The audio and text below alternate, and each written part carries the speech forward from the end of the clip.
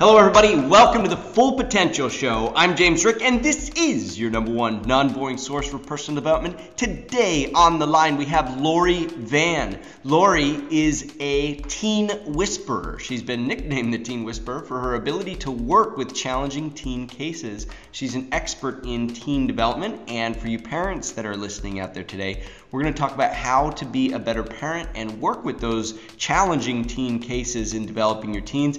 And if you're not a parent, this is still going to be a very relevant topic because we are talking about how to deal with tough cases. So if you yourself are a tough case, you can use some of these strategies in the development of yourself. Lori, thank you so much for being on today's Full Potential Show. Thank you for inviting me. Well, let's dive in. Let's talk about a little bit about your background. What inspired you to get into this field? Well, I guess I've known since about 6th grade that counseling was probably going to be my path, and that I always had friends that would come up to me, ask me for advice, and then throughout the years just kept being led in that direction to go into counseling. And then once I was in it, just had a real heart, a real passion for helping kids and especially teenagers, and it just became this wonderful fit. And I understand that you graduated from Pepperdine University and you've been doing work in psychology ever since, and particularly in the field of self-injury. Why is it that you've focused on that area? I really just stumbled upon it because it wasn't covered at Pepperdine or Chapman, really. I just started to have clients that were cutting themselves, and I wasn't real sure how to handle that because it was still a very taboo topic about 12 years ago when I started to look at this issue.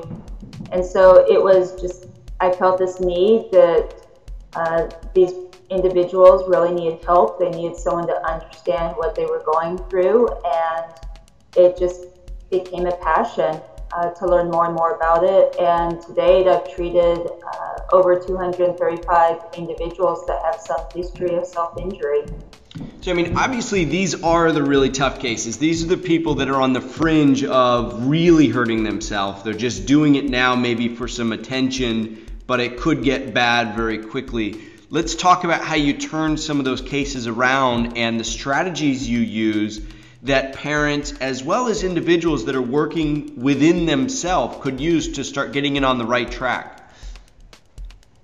Well, I think whenever someone starts to injure, it's obviously an unhealthy coping skill, that there's something emotionally going on and they're just looking for something to release it. And one of the things I start to educate parents on, or the public when I do presentations, is that self-injury is not a suicide attempt. And that often it's the precursor to a suicide attempt, but this is their release, just like someone goes and grabs a bottle of alcohol. This is just how they're getting their emotions out. And that while a minority of injurers do it for attention seeking, the large majority don't do it to get attention. It really is just their way to release emotions. So this is a strategy. They don't have any healthy strategy for releasing these painful emotions, and so they attack their own body as a strategy for releasing that. Precisely. So you give them new strategies, I would imagine, right? Yes, and I start off trying to help the parents understand that their reaction to the injury can either exacerbate it and where it may go even more underground, or they can help the kids start talking about their emotions and what's going on and change the course in a positive direction. So what's the first thing that a parent can do if they see their child with doing this kind of behavior? Well, they shouldn't respond with anger. That's one of the #1 mistakes that parents or even other healthcare providers have made, is that they respond with anger. They become accusatory, they blame them, they take it personally themselves, like somehow the teenager did it to them personally, and it's really not about that. So take a more accepting approach. Just try to understand. Don't immediately react or take offense to it. Yeah, for them to step back, take a deep breath, make sure their emotions are in check, and then go to the kid and say, okay, I want to listen. Let's talk about it. Let me know what's going on. And that the parent has to try and remain non-judgmental and just very calm and open. And if they don't think they're able to do that, then they should get a counselor who's experienced in this area to be the mediator to help the discussion. Okay, and there's a strategy for individuals that are also going through tough issues themselves. It's best to not be critical, to not get angry at yourself for employing strategies that may hurt you, and take a stance of, I'm curious. I want to understand why this is the strategy of choice. And then from there explore not only why that strategy is the strategy of choice, but what other strategies could be better. And so the next step from there is now identifying strategies that are obviously healthier, that are going to be more empowering. What are some immediate tips that you give to parents to start implementing with their kids that are going through these issues? Well, I encourage both parties to learn proper communication skills, because just as there's a book out there called The Bright Red Scream, well, for self-injury, how the injuries that they do to their bodies is their form of communication sometimes. So when people stuff their emotions, regardless if you're an injurer or just some adult in corporate America, you can't stuff the emotions and just expect them to go away. So I encourage people to learn how to start being assertive, how to not deny what they're thinking, what they're feeling, not to undermine themselves, and to start have healthy communication. And again, for parents and teenagers, that may take a counselor intervening and role modeling or guiding them in that process.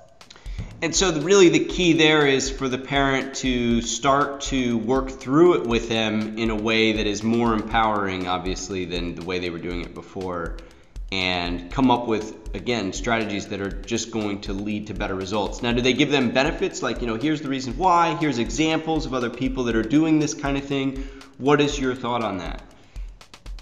I think that if a parent or any professional starts to talk with the teenager, regardless of their issue, and say, well, hey, so-and-so, does this. Some teenagers may not respond well to that and may feel that you're either being dismissive of their unique struggle, because one of the developmental things for teenagers is that they do feel like their story is unique, that no one can relate to them. And so to start comparing them to everyone else, they may feel that's dismissive, and that might shut them down. So I think it's an approach of, well, here are some ideas, and let's talk about it, and do you think that might work for you? And it's helping the teenager feel more in control over the situation, which is a real key for teenagers that injure or have eating disorders, because it's usually their sense of lack of control in their environment as to why they seek those things to feel in control. That's interesting. So the correlation between injuring themselves is really they're in control of the pain instead of now feeling a victim. Yes.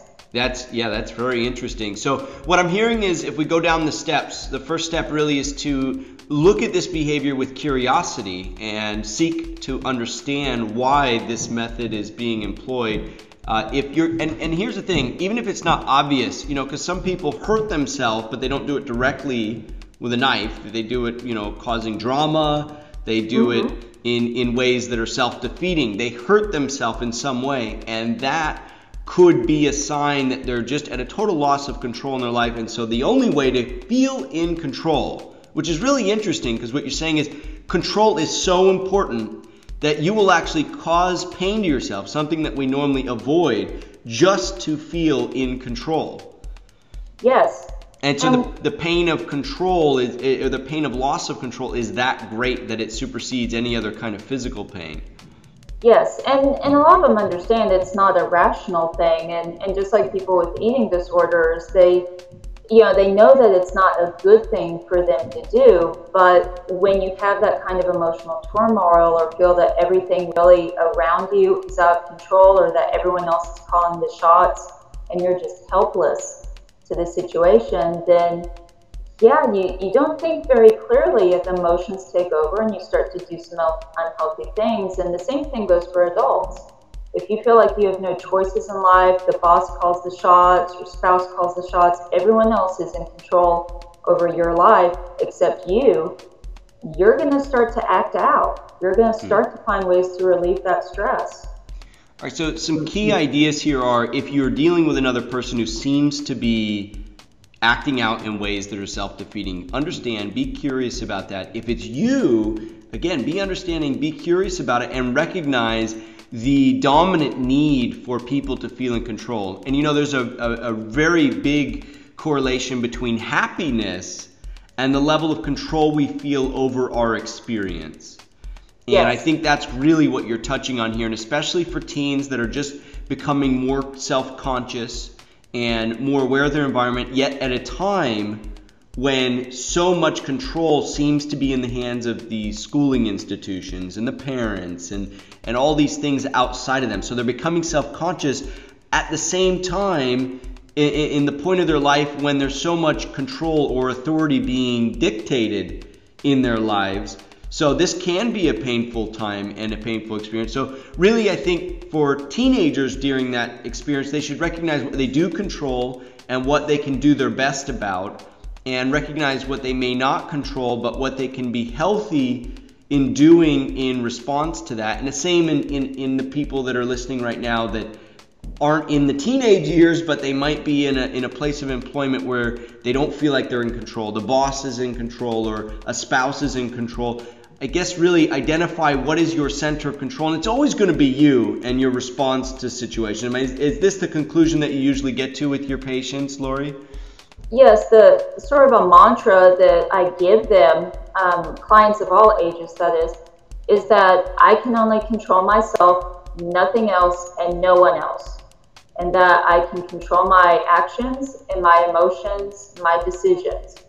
And just getting them to really take that in. And once you step back and go, you know what, I can't worry about all these other things around me. I can only worry about what I'm going to do, what is in my ability, my power. And for adults, they're acting out ways, and for kids as well, perfectionism. Perfectionism and control issues are very, very closely tied together. So the mantra is, I cannot control anything else but myself and my emotions. And yeah, basically, I can only control me is the way of saying it. And everything else is a false sense of control, isn't it, Lori? I mean, you think that you control all these outer circumstances, and you may control them for a while, but temporary control is not real control. Correct. So everything else, like the Eastern philosophies say, everything is Maya. Everything is an illusion. What you think you control today, you don't actually control. You have only a temporary experience of control, except you have a long-term and permanent control over yourself and how you choose to respond to whatever your circumstances are now and will be in the future. Yes, and that's the thing that messes perfectionists up, or people that are very controlling, is that they have that false sense of security, as it were. So they start to micromanage one little thing, and then they start to try and micromanage too many things, and they get stuck in, the more they try to control things, the more out of control they become. And then they start judging themselves for that. Gosh, I'm such an idiot. I can't control this. All right, Lori, well, where can people learn more about the work you're doing, and especially if they have some troubled teens in their lives that they'd like to start healing and getting back to wholeness, where should they go? Well, my website's probably the best spot to go to, and I have a couple different website names. So it's either www.lorivann.com or lorivancounseling.com, and Vann is with 2 N's, so VANN. And on there, I actually have 4 CDs that are for sale from previous presentations I've done on a variety of topics, from, help. I'm a dad of a daughter, giving dad some guidance on what to do, especially with teen daughters, to at-risk youth behaviors, things that parents need to be aware of, that their kids are being exposed to. I have a DVD that will be coming out in the next month for a presentation I did for one of the cities in Texas called What is a Normal Teen and How Do You Keep Them That Way? So I'm excited about that one.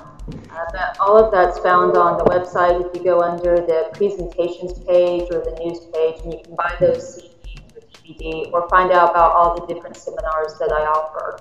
Okay, great. That's LoriVann.com, LoriVann.com. Lori, any final thoughts before we wrap up today's show? Just don't be afraid to seek help if you need it. Everyone needs a little bit of assistance at some point in their life. There's no shame in it.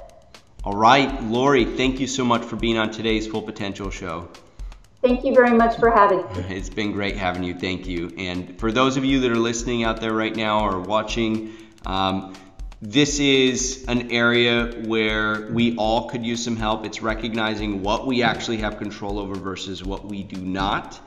And teens just have impotent or primitive strategies sometimes because they're new to the world in dealing with it. So if you do know a teen that really needs some help in this area, Lori is a great resource. Or if you have been struggling with feeling like you don't have control over your reality, and you're seeking that control. Also, I think Lori's resources could be helpful, but just remember, take away from this interview that you only have control over you and your response to circumstances, and it could just be how you look at things. That's all you have control over. And in that power, you can start relaxing and being more at the center of your being. So Lori, thank you for helping to take us home and realizing that that is where we have all the power in this world. And I wish you a wonderful afternoon. Well, thank you. You too. All right, Lori, take care. Bye-bye. Bye. Well, that concludes this week's episode of the Full Potential Show, your #1 non-boring source for personal development. I'm James Rick, and if you want to get more positive programming for your brain absolutely free on a weekly basis, just visit fullpotential.com. If you like the Full Potential Show, you're going to love the Full Potential Club. What would you like most as a Full Potential Club member? Be 2 to 3 times more productive? Do what you're passionate about? Have more energy? Reduce your work hours? Travel the world? Enjoy an amazing lifestyle on a frugal budget? What if you could do them all? James Rick has been there and done it in ways that few people have. For anyone serious about taking their life or business to the next level, you know you've got to do more than just watch. You've got to do.